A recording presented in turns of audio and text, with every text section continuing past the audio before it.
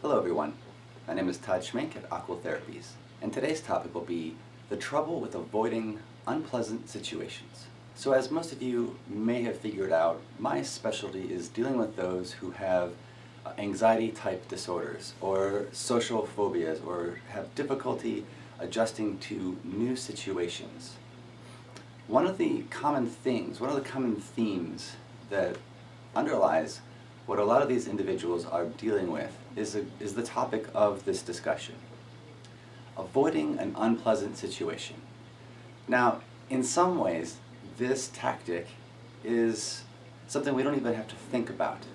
Basically, you're out, you're doing your thing, something unpleasant happens, or it doesn't look good, it looks like it might put you at risk for being in harm's way, and so in those cases, avoiding the situation completely doesn't put you in harm's way, keeps you safe, keeps you sane, and you go about your day. So it shouldn't be surprising that this particular adaptation, this adaptive approach, the function is escape or avoid, will then be utilized to try to address other situations that you cannot actually avoid.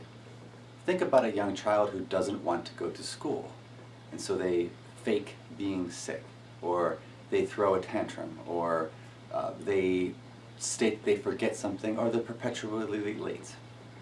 They're trying the tactic. They've learned that the tactic in some situations works well, and so they try to apply it to that tactic. But what if that tactic was actually reinforced? What if they discovered that by simply being quiet, by not getting involved, by being a wallflower, that they could simply just avoid most of the unpleasant situations?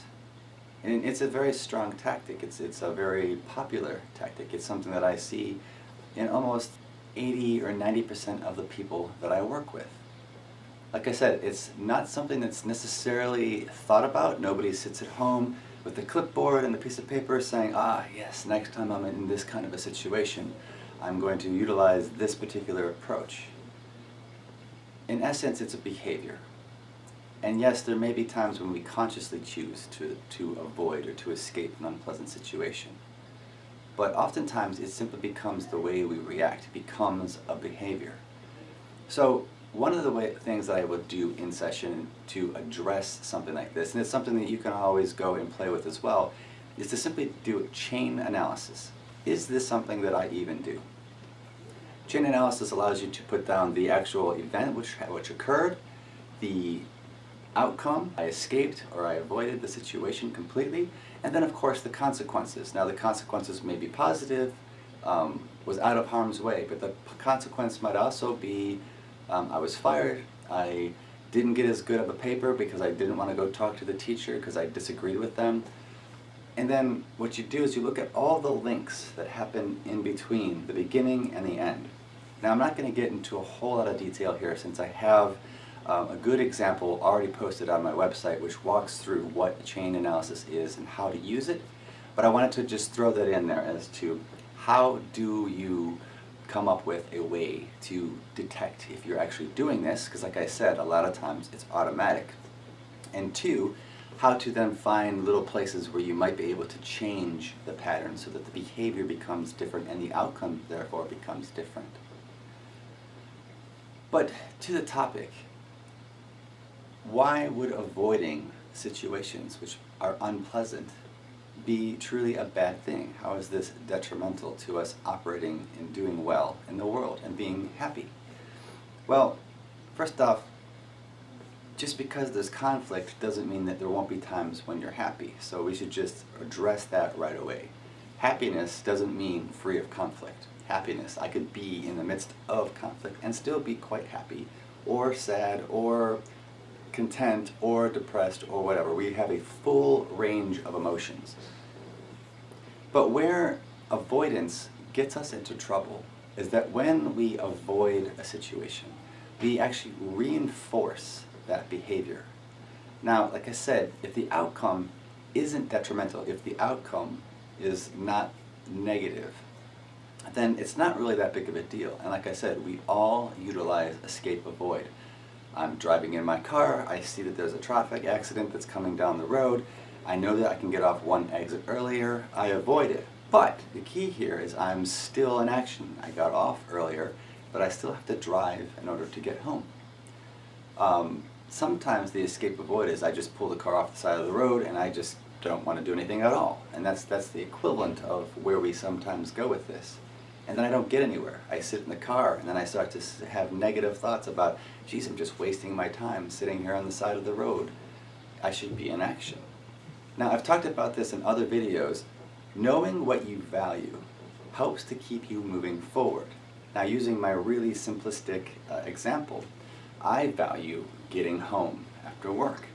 So, me stopping the car on the side of the road because there's an accident up front, a confrontation up front, doesn't align with my value. And of course, I want a place to be safe and eat and fall asleep. I could do that in my car.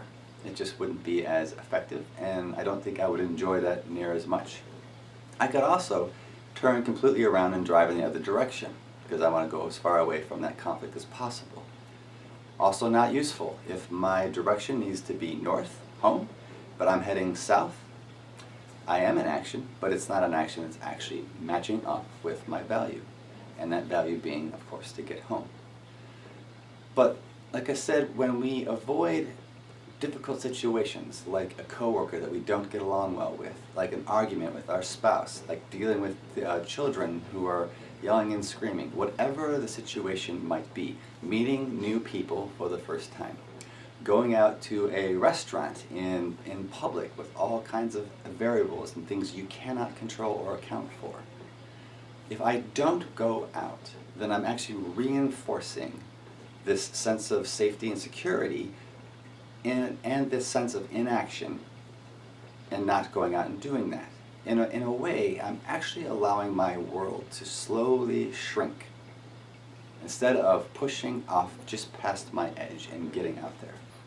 So it's all about that cycle. Now remember, part of the reason we escape and avoid is because we learned the cycle, we learned that pattern, and it worked for us, and we probably learned it at a very young age.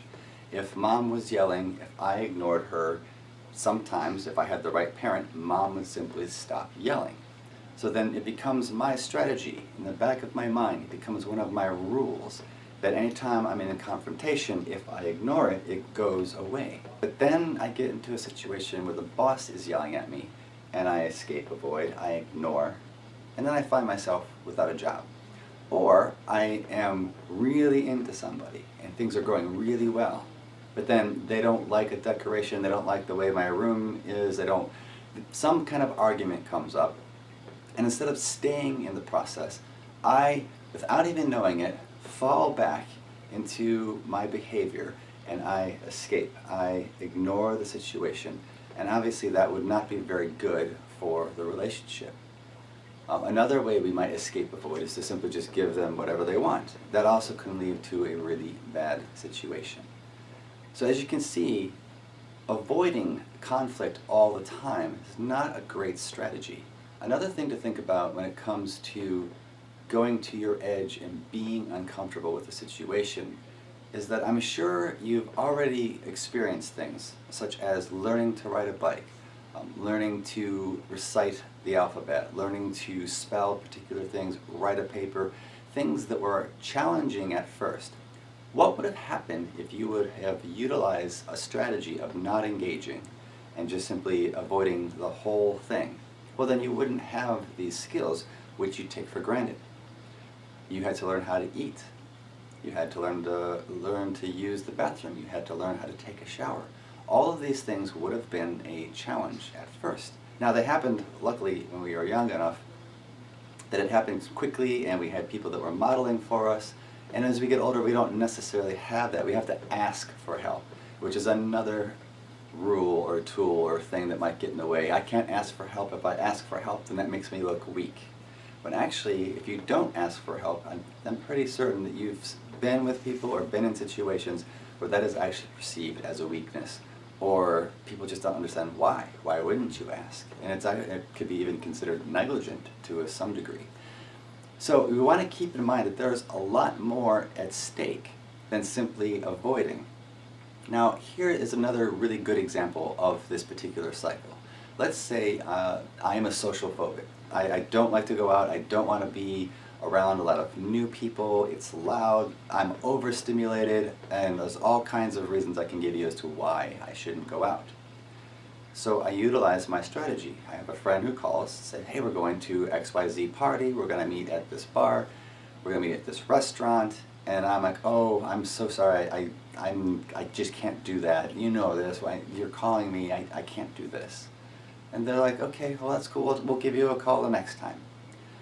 And so the night goes on, you're pretty firm in your resolve at first, but the night goes on and you start to feel lonely. And then you think, oh, I should have just gone out. And then you start to beat yourself up, especially if this becomes a pattern. I never go out, I'm always by myself. And the other wild thing is, when your friends call, when your friends ask you to come out, if you don't come out, over time, those who aren't very close to you may stop calling you.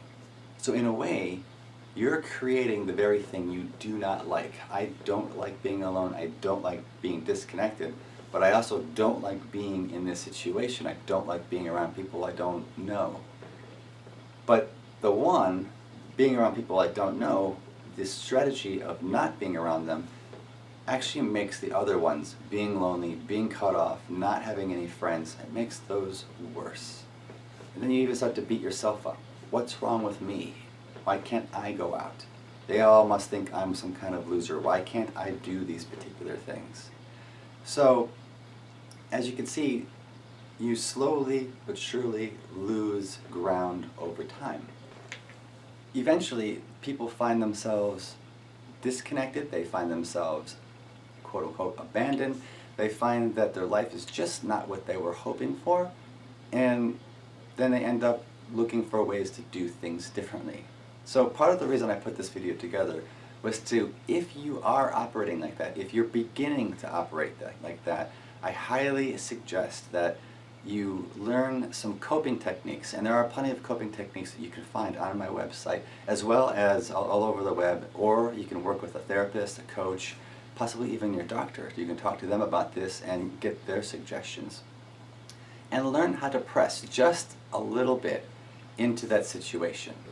So let's finish up with the example I used of the individual, myself, the individual who was home, or a person who stays at home because they don't want to go out, they don't want to have to deal with all the varieties, the variables of being out in public. I did work with somebody. We identified that obviously staying home didn't give them the results that they want. And in a way, we created a sense of hopelessness. And if that sounds familiar to you, then perhaps you're at this state too, or at this stage as well. And it's not that I want you to be hopeless, but it's in that state of, I keep doing this and I keep getting that. I do this, I get this result. If I don't do something different, I'm not going to get a different result. And so I ask you to accept, just hold that peace. I'm going to go out, I'm going to be uncomfortable. Just sit with that. Just recognize that that's how it's going to be. You've actually done this already. Like I said, there's plenty of examples, and I'm sure you could find your own personal examples of where you've already been able to do this. So I would like for you to pay attention to those times and keep that in mind.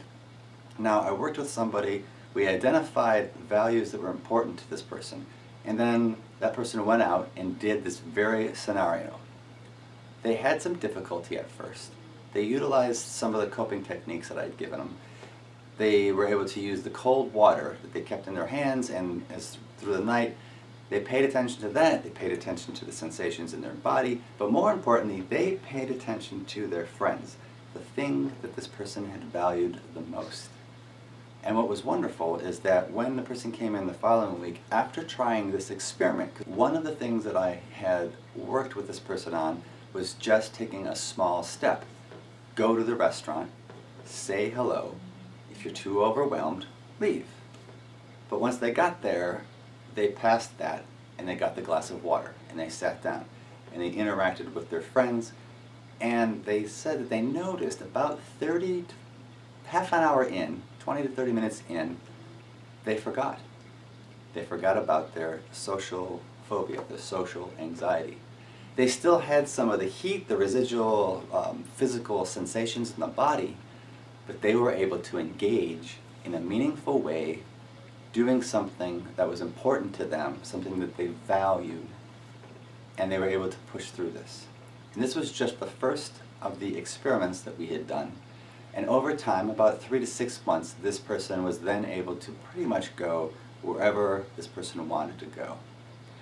The mall, grocery shopping, all the places that had been off limits or had been very difficult became moderately difficult, then became not difficult at all. It ended with this person going to a concert, shoulder to shoulder in a group of people, and they reported being completely fine. Now, the same principle that actually works against us, of reinforcing the behavior, works for us when we actually have a positive interaction with the outcome. So remember, when we don't want to go and be around a situation which causes anxiety, we actually are positively reinforcing that, because we don't have to deal with this excess bad feeling in our body. But the same thing is, if I go to the concert and I enjoy the concert, I enjoy the time with my friends, I actually learn and can positively reinforce my action, because the positive aspect, the engagement, my values outweighs the discomfort, and over time the discomfort decreases. So take this concept, think about it. Does it fit you? Is this something that applies to you or somebody that you know? And like my channel, come back, review this anytime you want, and I really hope you enjoyed this presentation. Again, my name is Todd Schmenk at Aqua Therapies.